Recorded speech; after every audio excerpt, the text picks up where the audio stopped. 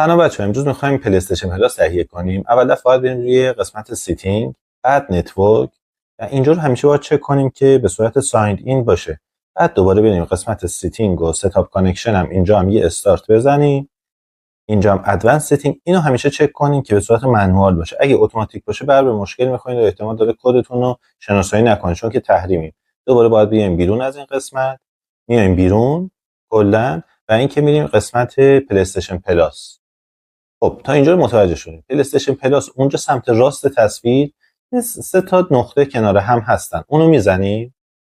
بعد ببین یه منیج سابسکریپشن داره. این روش میریم.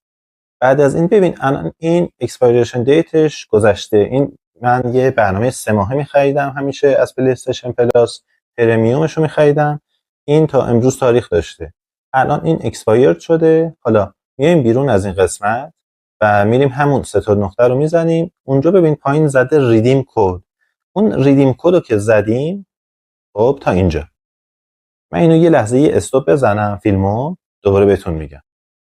بچه‌ها الان ما کد رو زدیم. وقتی کد رو بزنی، حالا من چند رقمش رو اینو سفیدش میکنم نگاه کن تا میزنی دقیقاً میزنه والت امانت چقدره، این چند دلاره.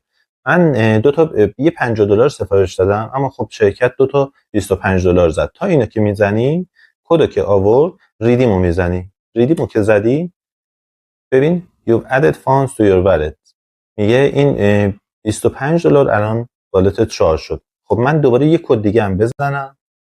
خب الان دوباره کد دومو میخوایم بزنیم. ببین $25 شارژ داریم. خب $50 میگه میشه اگه اینو بزنی کدو بزنی $50 میشه.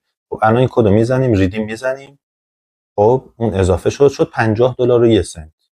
خب اینجا دوباره منیج سابسکریپشن رو ما میزنیم که میخوایم سابسکریپشن رو تایید کنیم. اینجا سابسکرایبمون رو ما میزنیم دکمه‌شو. خب میگه که این چند ماهه میخوای انتخاب کنی. ببین اون 1 سالشه. L2 که بزنی میاد رو تب 3 ماهه. پرمیوم 3 ماهه 49.99 سنت. خب اینو انتخاب میکنیم.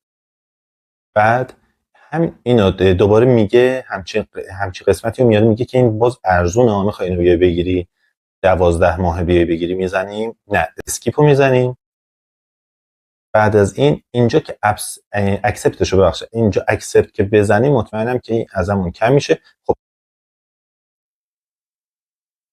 نوشته که کانفیم پورچیز چارج تو والید 49.99 سنت شما اکانتتون رو شارژ کنین. چون که ما الان $50 داریم الان اینجا 3 ماهه پرمیوم ما پس از اینجا میتونیم کانفیم پورچیز رو که بزنیم از حسابمون برداشت میکنه و به همین راحتی ویلکام تو پلی استیشن پلاس پرمیوم.